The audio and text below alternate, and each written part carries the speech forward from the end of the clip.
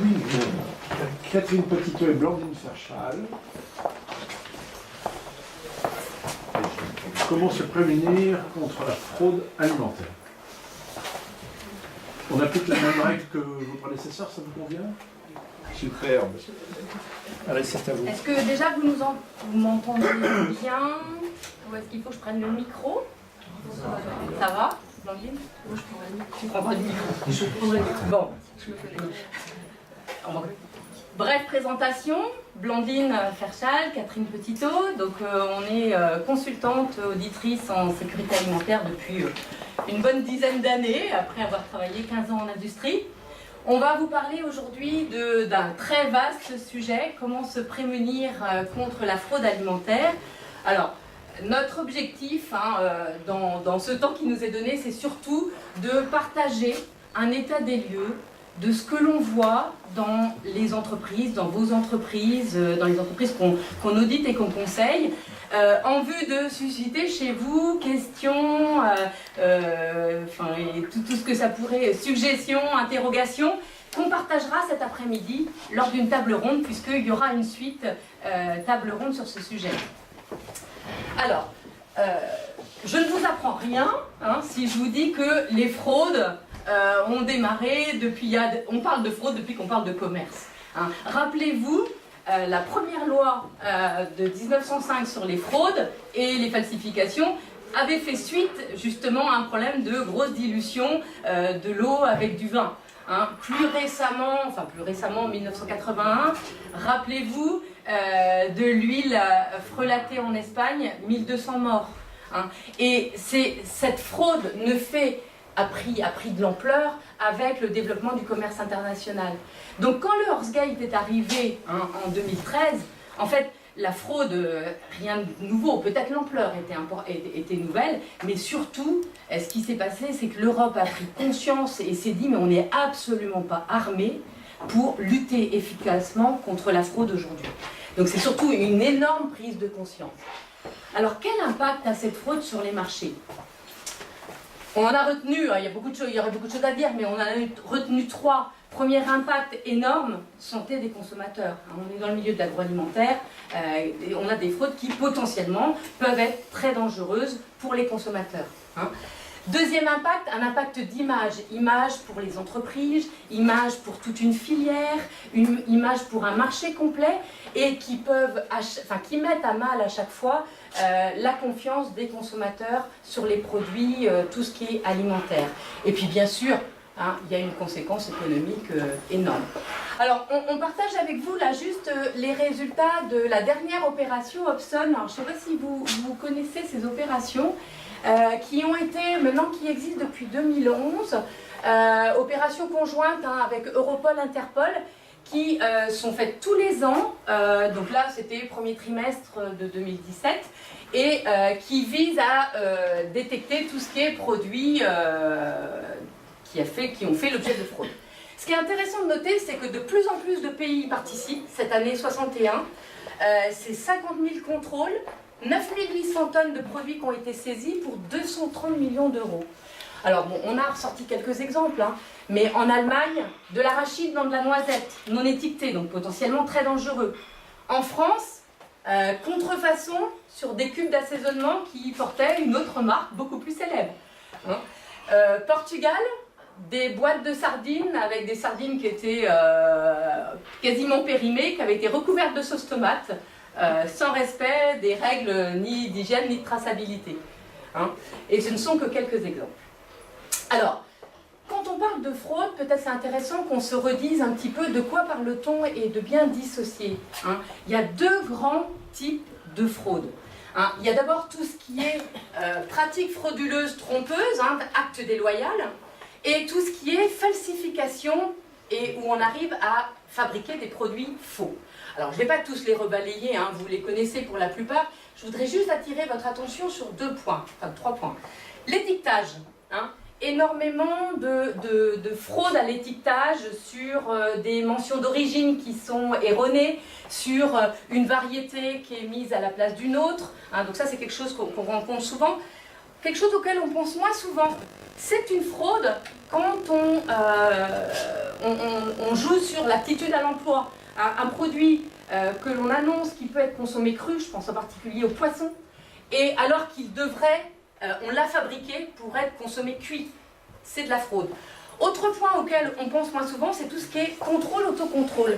Le fait de ne pas réaliser les autocontrôles pour libérer un produit, ou le fait de libérer un produit, par exemple, à 74 centilitres alors qu'un nominal est à 75, eh ben c'est de la fraude.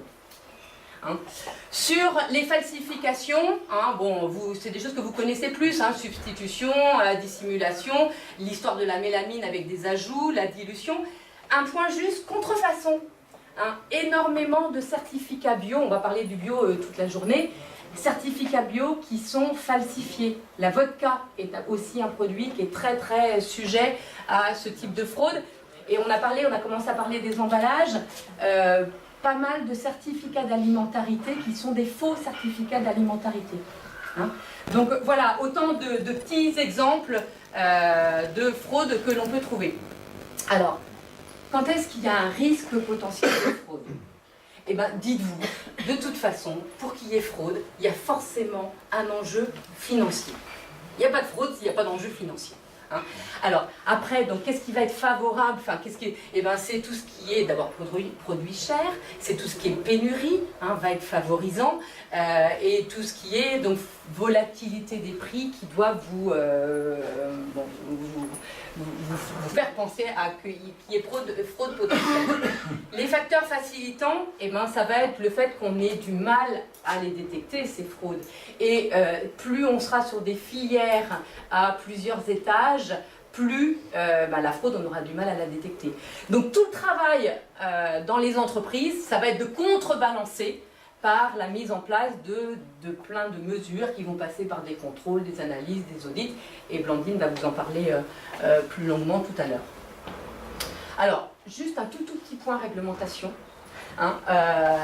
Pour se dire de quoi parle-t-on quand on parle, sur quoi on s'appuie. Alors, au niveau de l'Europe, bien sûr, les textes fondamentaux, le paquet hygiène, texte de base, le règlement INCO sont très clairs par rapport à tout ce qui est fraude. Peut-être intéressant, un règlement, le 625-2017, qui est sorti sur les contrôles officiels récemment et qui voit naître un centre de référence qui sera basé en Allemagne, qui va servir de référence pour les autorités, pour tout ce qui est analyse, détection des fraudes, que ce soit des analyses de type ADN, que ce soit des analyses isotopiques pour faire la différence entre du bio et du conventionnel. Donc des choses intéressantes. Bon, quand on parle de France, c'est bien sûr le code de la consommation, et ce qui a été complètement refondu avec la loi Hamon. Le seul point que je voudrais attirer, c'est que par rapport à cette nouvelle loi, les sanctions liées à la fraude se sont largement amplifiées.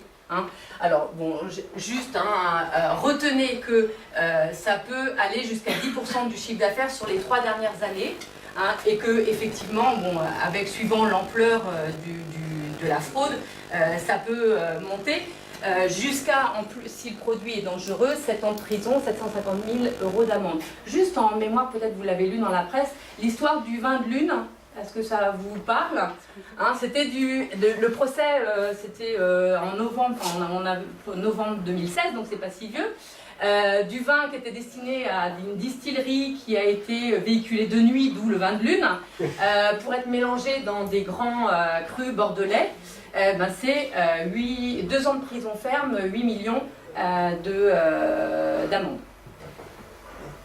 Si je peux me parler, il y a au-delà du risque en plus, on va dire, lié à la réglementation, ne jamais oublier que tout ce qui va être fraude, tout ce qui va être tromperie, etc., peut être aussi utilisé par notamment un de vos concurrents sur le terrain de la concurrence déloyale.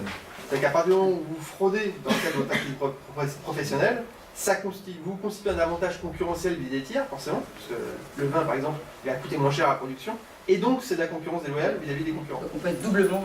Exactement. Alors, ensuite, un tout petit point, quelles conséquences la fraude sur les référentiels GFSI, sur les référentiels, vos référentiels dans les entreprises de certification. Eh bien, donc, juste dire que le guide du GFSI qui fait foi, enfin qui est le reconnu, est sorti dans sa version 2017 de février 2017, et que maintenant les exigences par rapport aux fraudes sont extrêmement claires, à savoir toutes les entreprises doivent mettre en place une évaluation du risque, mettre en place suite à cette évaluation des mesures de maîtrise et intégrer tout ça dans leur système de management. Donc concrètement, enfin vous le savez tous, le BRC n'avait pas attendu, le guide du GFSI était déjà passé à ces exigences-là en 2015. L'IFS dans sa version 7 va y arriver et le FSCC 22000 y est déjà.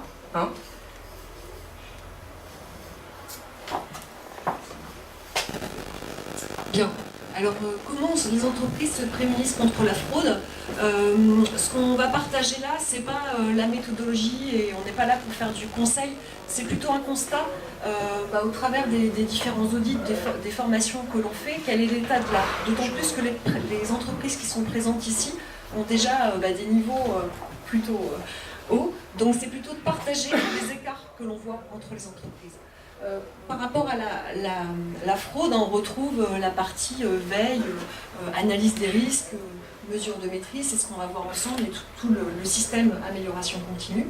Le premier point, la veille, en fait, c'est de savoir simplement contre qui on se bat. On peut se battre que si on connaît bien son adversaire. Donc c'est important de connaître les fraudes potentielles, nouvelles, pour vérifier si vous êtes bien susceptible de vous battre contre elles, donc de mettre des mesures de maîtrise en place. Juste sur les sources, quelles sont les sources de veille sont globalement bien appréhendées sur tout ce qui est veille externe. On a mis un certain nombre de références, je pense qu'on vous communiquera le PowerPoint aussi pour que vous puissiez vous réagir sur les éléments. Les points où moi je souhaitais attirer votre attention, c'est sur les leviers qui ne sont pas forcément actionnés dans toutes les filières. Notamment, on voit des initiatives intéressantes sur la Fédération des exportateurs et expéditeurs de légumes qui partagent toutes leurs analyses sur les contaminants. Ça permet d'avoir un screening géographique pour savoir quelle est la prévalence de certains pesticides dans certaines zones. Et donc, à partir de ce partage d'informations-là, ils optimisent leur plan de contrôle plutôt que de rechercher des pesticides en région de Bretagne. Ils vont peut-être le faire, mais sur de la fraise, plus particulièrement selon s'il y a eu des récoltes et puis un temps qui a nécessité de mettre des traitements en place. En fait, c'est vraiment optimiser, focaliser sur les risques émergents. Il y a d'autres filières comme toute la filière des céréales où il y a un partage de connaissances. Là où c'est plus difficile, il y a encore une marge de manœuvre, je pense, sur toute la partie produits traiteurs, où on est dans des filières où à la fois on a des fournisseurs et des clients qui ont encore du mal à partager leurs données. Donc effectivement, il y a peut-être des choses à faire dans le domaine des filières. Sur toute la veille interne, on voit différentes choses dans les entreprises. Une veille faite par la qualité. Là où c'est intéressant tout ce qui est progrès qui peut être fait sur le sujet, c'est toute la partie veille faite par les acheteurs. Et vous, les acheteurs, il y en a dans la salle, je pense, vous avez votre rôle à jouer parce que vous connaissez vos fournisseurs, les différences de procédés éventuels, les écarts de prix qui vous paraissent anormaux.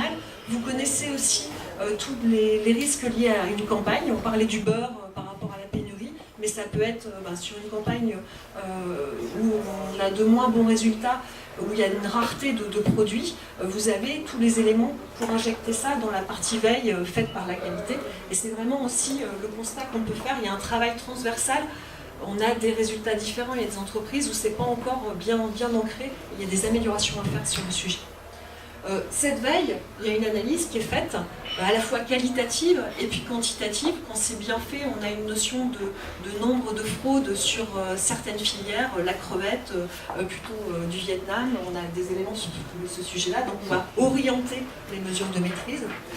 Les points que l'on voit pratiquement jamais présentés au niveau de la veille, c'est tout ce qui est coût économique. Il y a une veille sur la partie amende. Quel coût économique ça a à ce niveau-là.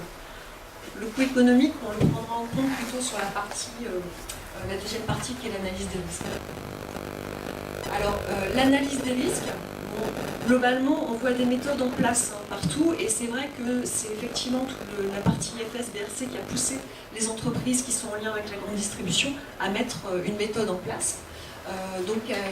L'intérêt de cette méthode, c'est qu'elle est répétitive pour pouvoir déterminer des niveaux de vulnérabilité de la chaîne d'approvisionnement, parce que tous les ans, on remet à jour, il y a de nouveaux dangers, on remet à jour la veille, et puis on remet aussi à jour toute la partie mesures de maîtrise qui sont internes à l'entreprise.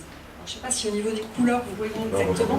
En fait, on a rassemblé, je ne vais pas tous les lister parce qu'on a un timing à gérer, mais on a listé une douzaine de critères pour élaborer l'analyse des risques. Alors il y en a peut-être plus, mais il y a certains critères sur lesquels on va revenir. Chacun pourra disposer de ces documents. Voilà.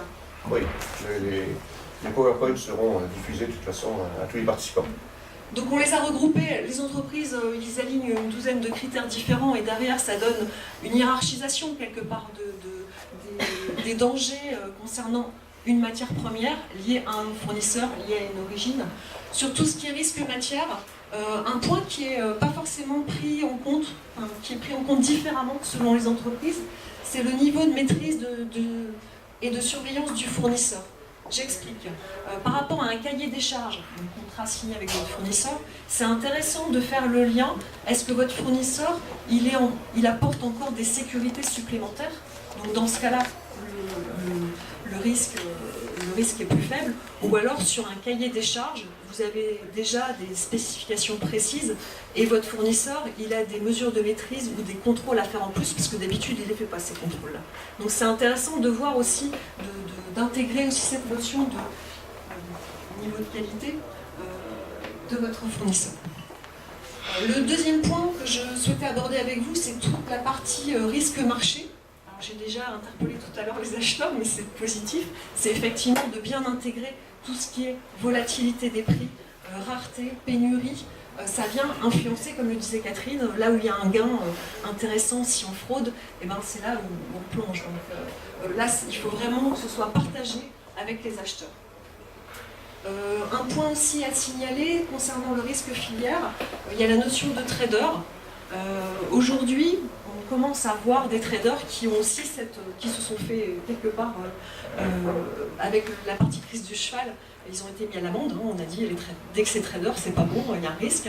Aujourd'hui, on voit des traders qui montent des analyses de risques concernant la fraude et puis tout ce qui est risque sanitaire, qui tiennent la route. Et il y a différents types de traders dans la société, notamment l'IFS Broker les pousse également à ça, et on voit des analyses de risques et puis des plans de contrôle qui commencent à vraiment tenir la route. Donc ça aussi, c'est des choses qui sont en train d'évoluer dans le monde de la filière.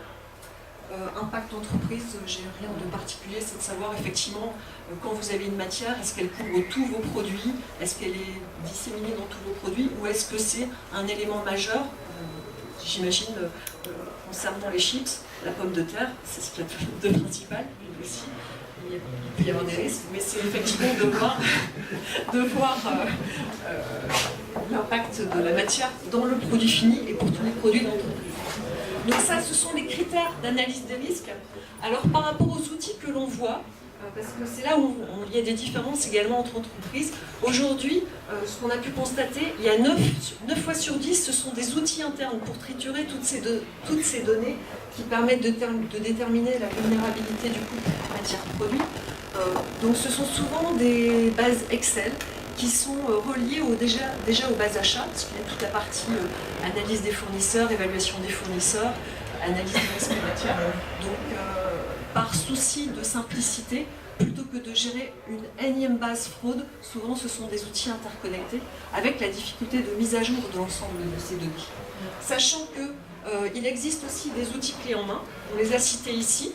Certains sont connectables au système achat, mais souvent ce sont quand même des outils généralistes qui prennent des données sur des matières brutes, et c'est aussi la difficulté pour des entreprises qui sont dans le domaine du traiteur, où on a des matières premières brutes, des semi-finis, des produits transformés que l'on réassemble en produits finis, et ces bases-là sont moins adaptées. Ce qu'il ne faut pas oublier, s'il y a une chose qu'il faut vraiment prendre en compte quand vous faites votre analyse des risques en équipe, c'est de rester simple, d'avoir un outil effectivement où on rentre pas mal de données, mais surtout qu'est-ce que vous en ressortez au niveau de ces données-là. Il faut On voit des fois des indices de risque qui vont avec des résultats de vulnérabilité, avec des coefficients, ça va de 13 à 598. Bon, ok, mais quand on se pose avec l'acheteur, avec l'équipe dirigeante, de se dire, mais on a mis une méthode en place qui est répétable, est-ce qu'on en ressort l'essentiel? Parce qu'on voit, c'est des constats qu'on a pu partager en entreprise, il y a une super analyse des risques, il y a des choses il y a des clignotants, on voit effectivement des mesures de maîtrise et puis des couples produits marché à risque, et puis les gens ont oublié le bio, alors qu'on sait que effectivement, que ce soit sur les certificats, il peut y avoir des faux certificats, des choses comme ça, et on met des choses en place, et souvent on manque de recul. Donc simplicité, prenez le temps de regarder comment fonctionne votre analyse des risques, est-ce qu'elle vous convient, et sinon revenez à l'essentiel. Donc, une fois qu'on a fait cette analyse des risques-là, l'objectif, son efficacité, c'est de pouvoir mettre en place des mesures de maîtrise derrière ça pour éviter toute fraude. Donc, dans les mesures de maîtrise, l'enjeu, c'est de les adapter et on pense souvent à analyse. Et puis, je pense que sur la partie analyse, vous interveniez tout à l'heure. Mais il n'y a pas que la partie analyse, c'est tout le maillage qui est important. Ça va des contrôles les plus simples, hein, le contrôle à réception, l'intégrité, tout ce qui est vérification des correspondances, des origines, quand on est dans la filière poisson, entre les bateaux, les estampilles, quand on les ferme, les centres d'abattage, par exemple pour le saumon, tout ce qui est certificat bio AOP, il y a des contrôles simples à faire à réception. Le deuxième niveau, c'est tout ce qui est contrôle déporté. Hein, on peut faire des vérifications d'échantillons, souvent aussi des vérifications du code des usages dans la charcuterie, hein, tout ce qui est HPD et autres, des contrôles calibre, tout ce qui est taux de glaçage, pratiques frauduleuses éventuellement, avant d'arriver à tout ce qui est plan de contrôle analyse, sachant qu'on peut avoir des analyses libératoires, des plans de surveillance. Un petit point sur les analyses, mais je vais être très rapide parce que un spécialiste qui est après nous. Donc sur les analyses, en fait, ce qu'il faut retenir, c'est effectivement, il y a à peu près 300 méthodes qui sont recensées. Elles ne sont pas encore sur un portail où tous les industriels vont pouvoir aller voir ces méthodes. Ça fait partie, en fait, des centres de référence qui sont en train de se monter. Sur ces méthodes, je ne vais pas m'étaler beaucoup. En fait, ça évolue beaucoup en termes de fiabilité de méthode. Les coûts aussi évoluent. Ce que l'on voit, effectivement, aujourd'hui, les entreprises qui se distinguent, hein, ça peut être soit des distributeurs dans le surgelé ou un cas aussi dans le légume, où des gens investissent dans des méthodes comme le NIRS, qui est la spectrométrie proche infrarouge, qui permettent de qualifier une matière, et puis derrière ça, de mettre des contrôles en place. Effectivement, ils investissent dans du matériel, ça peut être des labos, ça peut être en interne. Donc on vous a mis des petits liens sur la partie laboratoire agréé reconnu, parce que ce qui est important aussi pour les méthodes, c'est que ce soit fiable, adapté à votre produit, et puis effectivement sur des méthodes reconnues, ce qui n'est pas le cas partout. On a pu voir des exemples d'entreprises qui faisaient un fournisseur et un client avaient pris les mêmes échantillons pour faire des analyses ADN, et bien ils n'utilisaient pas les mêmes labos, ils n'avaient pas les mêmes résultats. Certains trouvaient encore un peu de chèvre dans le chorizo. Et puis il y a un site également, Securfera, donc Food Integrity, où vous avez aussi pas mal de données sur des filières particulières, et on recense également toutes les méthodes. Je reviens, parce qu'on était sur la partie analyse, c'est une partie des mesures de maîtrise. Il ne faut pas oublier l'audit. Effectivement, un audit ne va pas vous certifier que la prochaine réception va être conforme et sans fraude, mais c'est une autre vision, puisque on audite, on vient vérifier un procédé, ça vous permet d'avoir une connaissance sur éventuellement quelle faille, quelle dérive on pourrait avoir sur un procédé. Ça vous donne aussi des éléments sur l'analyse des risques du fournisseur. Est-ce que lui va voir ses fournisseurs? Est-ce qu'il va vérifier que ses fournisseurs ont également une analyse des risques au niveau fraude? Donc c'est effectivement une autre approche, un autre recul que simplement une analyse. Alors c'est complémentaire. Tout ça, toutes ces mesures-là permettent d'avoir un niveau de confiance. Et puis, j'irai d'autres mesures de maîtrise que vous appliquez peut-être déjà également. c'est la restriction au niveau fournisseur. On se dit, bon, l'ail, je ne veux pas l'acheter en Chine. Ça peut être soit sur des filières particulières. Ça va jusqu'à l'intégration de l'amont. Certains ont parlé avec la société ENAF effectivement d'intégrer la culture du poivre pour mettre dans le pâté en utilisation. Donc effectivement, l'intégration de l'amont, ça a un coût, mais ça permet de sécuriser la filière. Je pense que des gens comme Serena également ont cette approche-là. Je ne vais pas citer tout le monde, mais effectivement, il y a un travail d'intégration pour se sécuriser. Reste 2 minutes.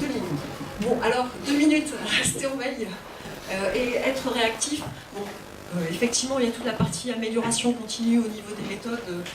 On n'est pas là pour faire forcément que de la qualité. Ce qui est important, c'est de garder un œil sur les performances de votre système. Et il y a des points qu'on ne se pose pas souvent la question. Déjà, quel est votre budget de contrôle ? Et effectivement, quand on fait le point, le bilan annuel, ou même plus régulièrement, les alertes qui sont apparues, est-ce qu'on les avait pris en compte dans notre analyse des risques? C'est pour voir notre efficacité.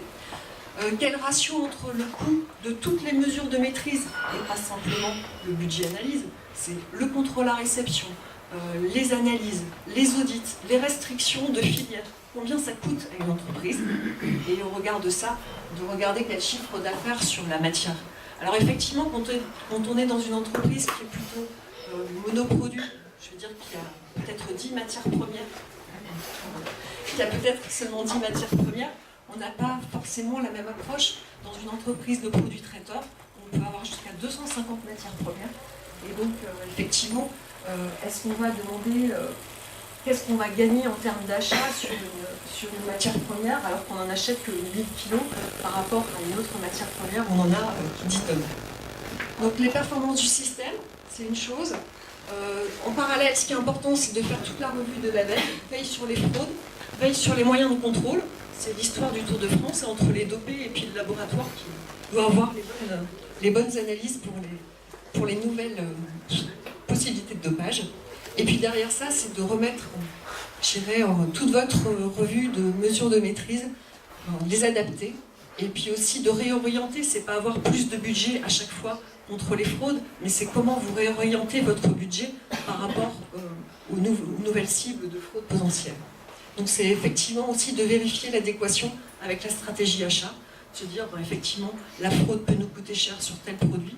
Demain, est-ce qu'on se dit, la matière première, on va l'acheter soit en France, ou la France peut aussi frauder, mais chez certains fournisseurs chez qui on aura été vérifié. Les boosters, par rapport à ça, je dirais c'est vous, c'est toute la dynamique des revues qualité-achat. Les acheteurs, on voit encore des différences dans les entreprises, il faut vraiment que ce soit un travail commun, achat et qualité. Donc ce qui est intéressant, c'est comment vous avez mis en place ces analyses de risque là chez vous. Mais vous en êtes où? Est-ce que vous êtes satisfait ou frustré des systèmes que vous avez pu mettre en place? Quelles connaissances partagées? Vous voyez qu'il y a peut-être un travail encore à faire au niveau des filières, mais ce serait intéressant d'avoir votre avis là-dessus. Et puis toute cette analyse des risques, ces mesures de maîtrise, quel impact sur vos achats en termes de stratégie de développement de produits, sur vos pratiques et puis aussi vos coûts. Aujourd'hui, par rapport à votre organisation, est-ce que le fait d'avoir ce risque fraude, ça a un impact sur la réactivité quand on lance un achat de nouvelles matières? Et puis aussi, quels sont vos besoins demain pour limiter les risques sans alourdir la facture? On conclut? C'est fait. Super. Donc on applaudit. Une question éventuelle dans la...